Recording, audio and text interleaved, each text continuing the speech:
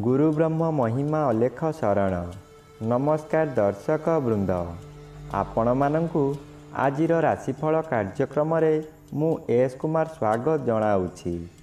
प्रतिदिन निजर राशिफल जानिबा पाई गुरुकृपा यूट्यूब चैनल को सब्सक्राइब करंतु और पाखरे थिबा बेल आइकन को प्रेस करी ऑल नोटिफिकेशन ऑन करी दियंतु, जहा फलरे आमे जेतेबेले वीडियो अपलोड करिवो प्रथमे आपण वीडियो देखि पारिबे।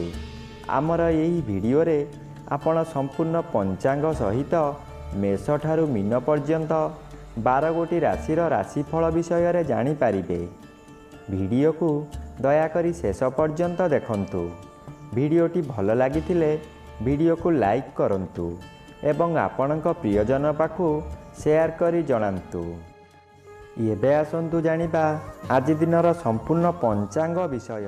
आज 2024 मसीहा जानुआरी मास 31 तारिख बुधवार, दिल्ली स्वराब्द सन 1431 साल, स्वाधीन भारताब्द 77 वर्ष, महिमाद 196 वर्ष। उत्कल गजपति श्री श्री गजपति दिव्यसिंह देव महाराजांकर 67 अंक। सौरस्व माघ मास 17 दिन, चांद्रमते माघ कृष्ण पक्ष पंचमी तिथि, दिबा 8 घंटा 51 मिनिट पर्यंत। एहा परे षष्ठी तिथि। आजिर सूर्योदय विरजा क्षेत्र को 6 घंटा 24 मिनिट, मकर लग्न 2 दंड 27 लिता गते उदय। आजिर सूर्यास्त विरजा क्षेत्र को 5 घंटा 32 मिनिट, कर्कट लग्न 3 दंड 18 लिता गते अस्त।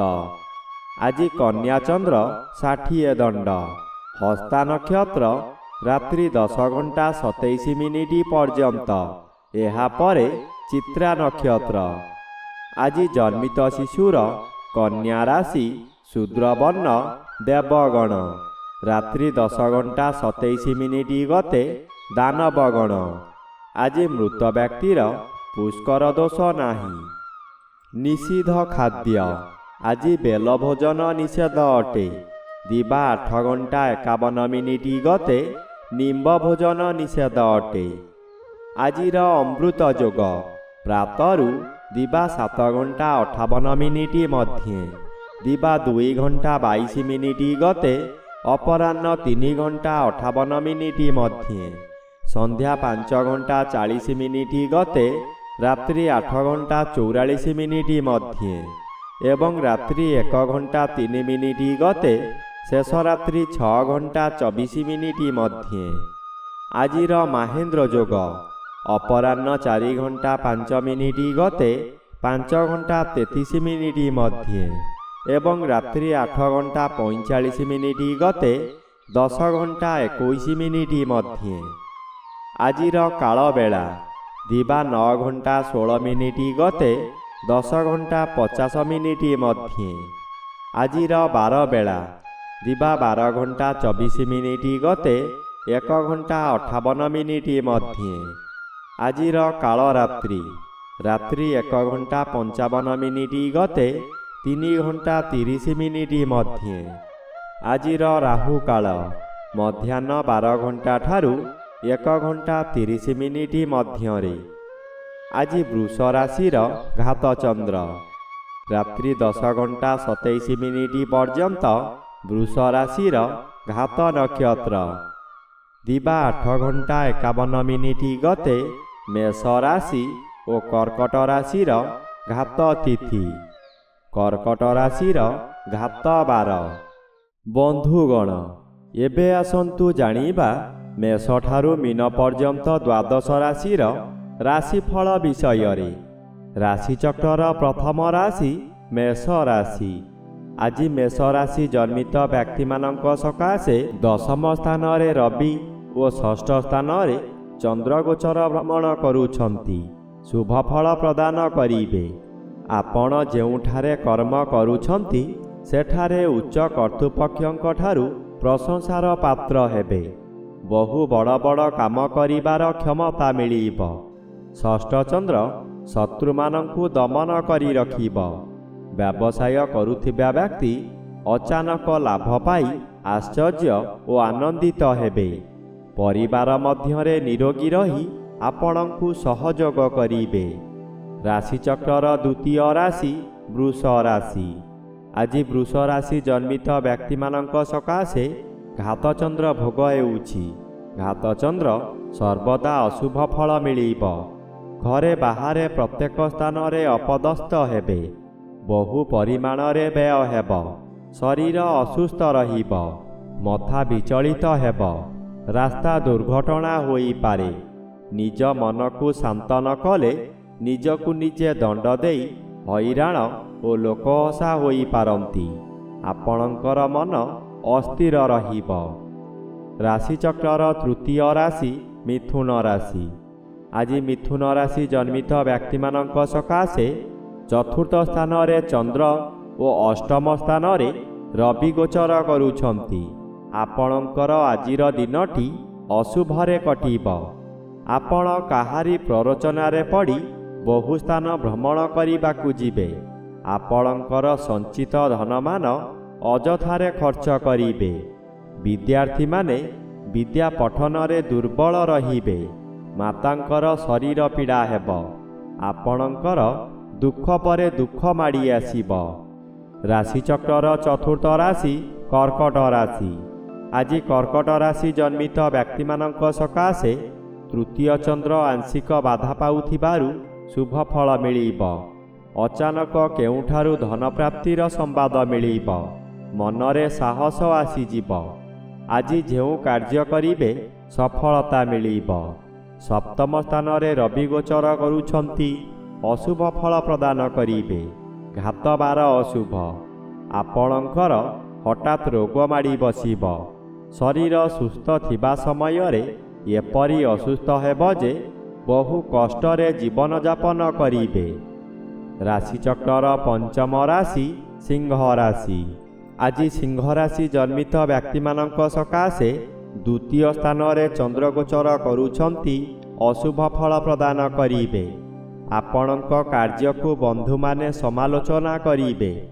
ଦ୍ୱିତୀୟ ଗୃହ ଧନ ଓ ପରିବାର ଗୃହ ହୋଇଥିବାରୁ ଆପଣଙ୍କର ନିଜ ଲୋକମାନେ ଶତ୍ରୁତା କରିବେ।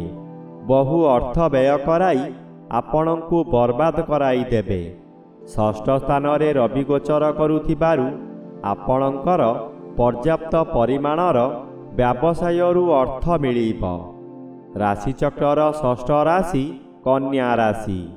ଆଜି କନ୍ୟା ରାଶି ଜନ୍ମିତ ବ୍ୟକ୍ତିମାନଙ୍କ ସକାଶେ ପଞ୍ଚମ ରବି ଆପଣଙ୍କୁ ଅଦ୍ଭୁତ ପ୍ରକାରର ସଫଳତା ଦିଆ କରାଇବ। ନିଜର ଜ୍ଞାନ ବଳରେ ସମସ୍ତଙ୍କର ପ୍ରିୟ ପାତ୍ର ହେବେ।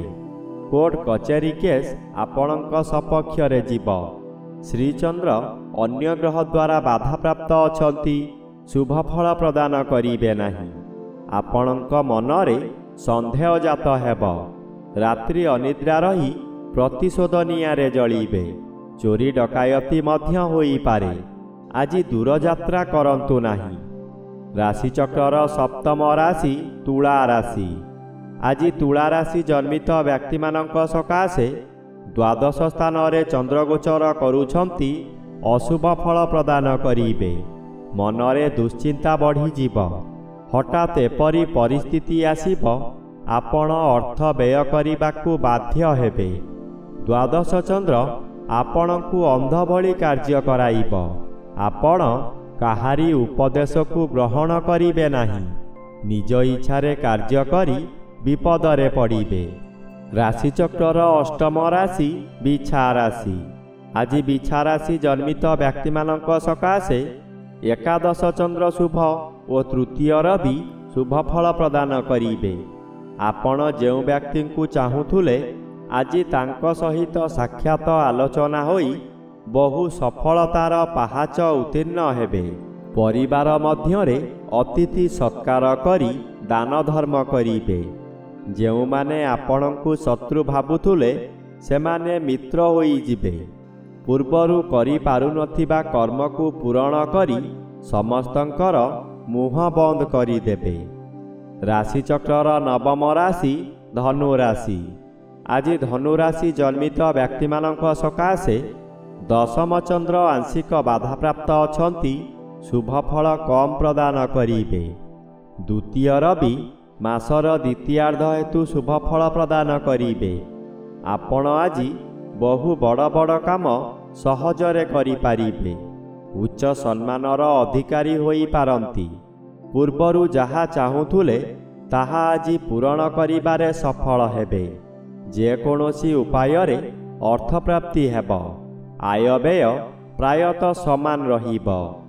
ରାଶିଚକ୍ରର ଦଶମ ରାଶି ମକର ରାଶି। ଆଜି ମକର ରାଶି ଜନ୍ମିତ ବ୍ୟକ୍ତିମାନଙ୍କ ସକାଶେ ନବମ ସ୍ଥାନରେ ଚନ୍ଦ୍ର ଓ ଜନ୍ମରେ ରବି ଗୋଚର କରୁଛନ୍ତି। ଅଶୁଭ ଫଳ ମିଳିବ। ଶୁଭ କର୍ମରେ ଯୋଗଦାନ କରି ବହୁ ଅର୍ଥ ବ୍ୟୟ କରିବେ। କାହାରି ପାଖରୁ ପ୍ରଶଂସା ମିଳିବ ନାହିଁ। ଶେଷରେ ଲୋକହସା ହେବେ। ଆପଣଙ୍କୁ ନିଜ ଲୋକମାନେ ପରିହାସ କରିବେ। ଆପଣଙ୍କର ଅସ୍ଥିରତା ପ୍ରକାଶ ପାଇବ। ମନରେ ଦୁର୍ବଳତା ପ୍ରକାଶ ପାଇବ। ଆପଣ କ୍ଷୋଭ ପ୍ରକାଶ କରିବେ। ରାଶିଚକ୍ରର ଏକାଦଶ ରାଶି କୁମ୍ଭ ରାଶି। ଆଜି କୁମ୍ଭ ରାଶି ଜନ୍ମିତ ବ୍ୟକ୍ତିମାନଙ୍କ ସକାଶେ ଅଷ୍ଟମ ସ୍ଥାନରେ ଚନ୍ଦ୍ରଗୋଚର କରୁଛନ୍ତି। ଆଜି ବହୁ ଅସୁବିଧାମାନ ଦେଖାଦେବ। ଭାଇ ବନ୍ଧୁ କୁଟୁମ୍ବମାନେ ଆପଣଙ୍କୁ ବିରୋଧ କରି ଲୋକହସା କରାଇବେ। ବିଭିନ୍ନ ଦିଗରୁ କ୍ଷତି ପହଞ୍ଚାଇବେ। ଆପଣଙ୍କର ନିନ୍ଦାଗାନ କରିବେ। ଦୁର୍ଘଟଣା ମଧ୍ୟ ହୋଇପାରେ। ତାହା ଶାରୀରିକ ହେଉ କିମ୍ବା ମାନସିକ ହେଉ। ନିଜ ମନକୁ ଶାନ୍ତ ରଖନ୍ତୁ। ବ୍ୟବହାର ଠିକ୍ ରଖନ୍ତୁ। ରାଶିଚକ୍ରର ଦ୍ୱାଦଶ ବା ଶେଷ ରାଶି ମୀନ ରାଶି। ଆଜି ମୀନ ରାଶି ଜନ୍ମିତ ବ୍ୟକ୍ତିମାନଙ୍କ ସକାଶେ ସପ୍ତମ ଚନ୍ଦ୍ର ଅନ୍ୟ ଗ୍ରହ ଦ୍ୱାରା ବାଧା ପାଉଥିବାରୁ ଶୁଭଫଳ ପ୍ରଦାନ କରିବେ ନାହିଁ। ପରିବାରରେ ଅଶାନ୍ତି ଦେଖାଦେବ। ସୁଖହାନି ଘଟିବ। ସ୍ୱାମୀ ସ୍ତ୍ରୀଙ୍କ ମଧ୍ୟରେ ସାମାନ୍ୟ କାରଣରୁ ଝଗଡ଼ା ହେବ।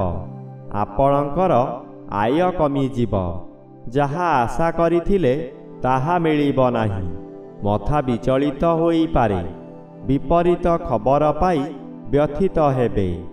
ଏକାଦଶ ସ୍ଥାନରେ ରବି ଗୋଚର କରୁଛନ୍ତି। ଆପଣ ଆଜି ଜାଣିନଥିବା ସ୍ଥାନରୁ ଅର୍ଥ ମିଳିବ।